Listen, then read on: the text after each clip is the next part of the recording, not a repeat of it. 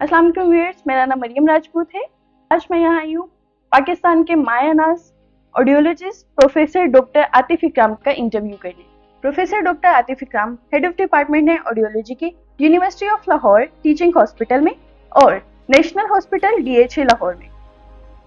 Professor doctor Atif इकराम PhD हैं in audiology from United states of America. इसके अलावा board certified in audiology United states of America से, और ये फेलो हैं अमेरिकन एकेडमी ऑफ ऑडियोलॉजी।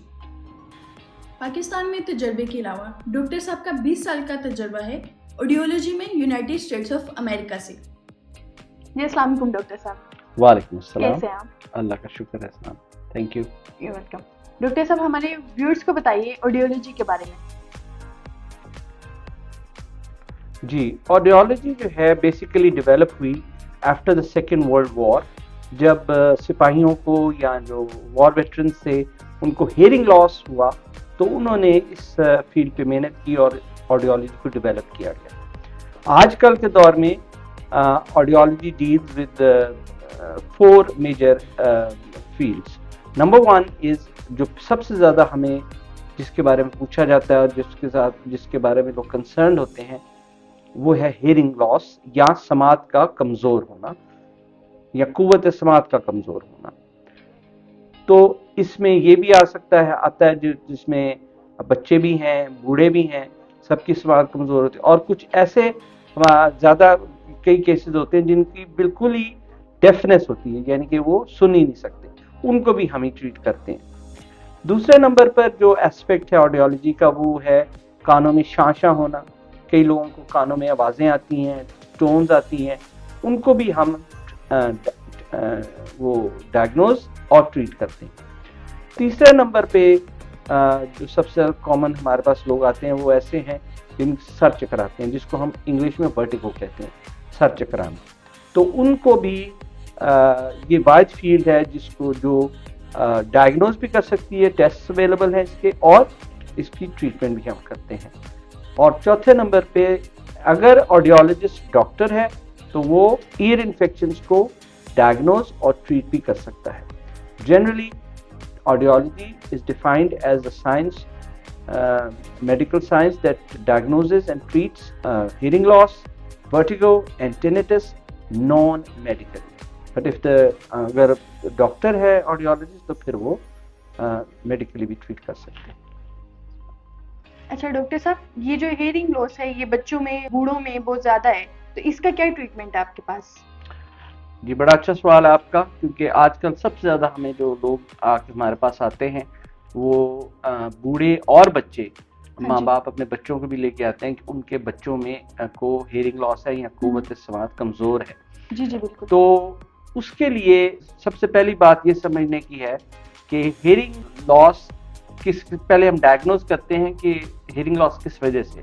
अगर तो ऐसी वजह हो जो ट्रीटेबल हो, जिसको हम ठीक कर सकते हैं दवाइयों से, तो उसको हम फिर दवाई से ट्रीट करते हैं। 90% बच्चे या बूढ़े ऐसे होते हैं जिनको हम मेडिकली ट्रीट नहीं कर सकते, तो फिर उसका इलाज है कि हम हियरिंग एड्स लगाएं उनको या आला समात लगाएं। लेकिन आला समात, उनको जो मसला और होता है ऐसे बच्चों को और बड़ों को, वो ये है कि एक तो उनको शोर में आवाज़ नहीं आती, आवाज़ आती है तो वो क्लियर नहीं है, और अगर उनसे बात कहता है कि मैंने दरख्त काटा तो क की आवाज़ आती, ट की नहीं आती, तो फिर वो वहाँ कहना पड़ता है, फिर वो रिपीट करते हैं। तो बात 2 चीज़ें हैं, एक तो आवाज़ आना भी मसला है और फिर बात क्लियर नहीं आती, तो उसके लिए हम हियरिंग एड्स ऐसे लगाते हैं जिससे आवाज़ आए भी और जो आवाज़ आए वो क्लियर भी। ठीक। अच्छा डॉक्टर साहब, हियरिंग लॉस के पेशेंट को हियरिंग एड लगाने पड़ते हैं, तो वो मार्केट में पेशेंट्स को सही गाइड नहीं करते लोग, तो इसके बारे में क्या सोल्यूशन है आपके पास? हियरिंग एड्स के बारे में बहुत कन्फ्यूजन है, क्योंकि अक्सर लोग जाते हैं ऐसे लोगों के पास जो टेक्नीशियंस हैं, जो कि ऑडियोलॉजी पढ़ाई नहीं होता उन्होंने, तो इसलिए सबसे पहले तो जो लगवाने वाला है उसको ऐसे लोगों के पास जाना चाहिए जिन्होंने जो ऑडियोलॉजिस्ट हों। दूसरे नंबर पे हमारे पास सोल्यूशन ये है कि हम अंडर वन रूफ सब सॉल्यूशंस पेशेंट को देते हैं, क्योंकि मेरे पास एजुकेशन भी है PhD की, بورڈ سرٹیفکیشن اور ایکسپیرئنس بھی ہے. تو ہم سب سے پہلے اس پیشنٹ کا ہیئرنگ ٹیسٹ کرتے ہیں جس کو ہم پیور ٹون آڈیومیٹری یا آڈیومیٹری کہتے ہیں.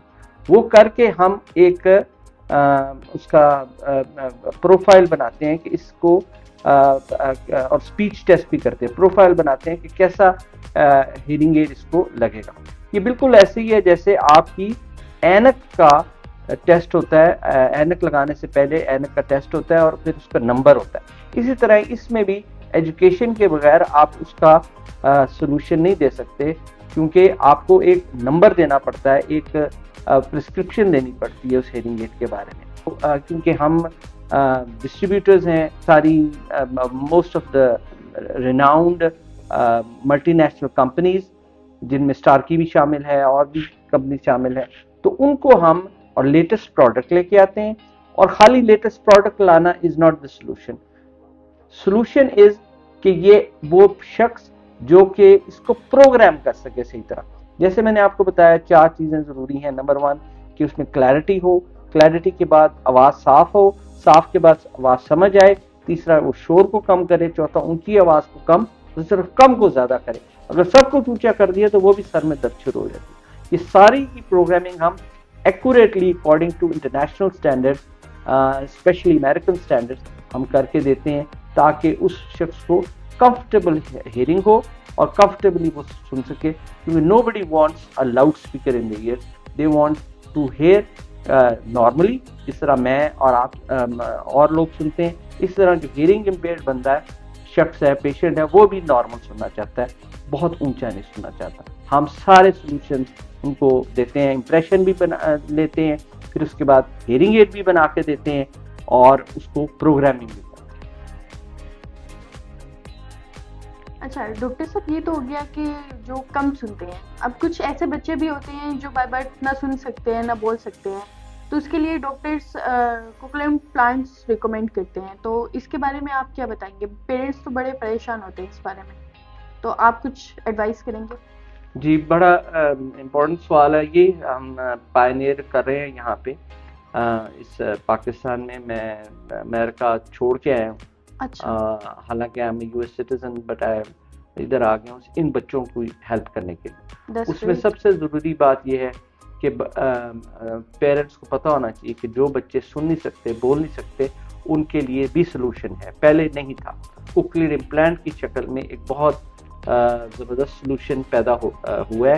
جس کو ہم جیسے آپ کو بتایا کوکلیئر امپلانٹ کہتے ہیں. یہ ایک سرجیکل ڈیوائس ہے جو کان ہم اندر لگاتے ہیں, جو کان کو ریپلیس کر دیتی ہے. تو پہلے جو کان خراب تھا, اب پہلے جو بالکل ہی نہیں سن سکتا تھا, اب وہ بچہ نارمل سنتا ہے.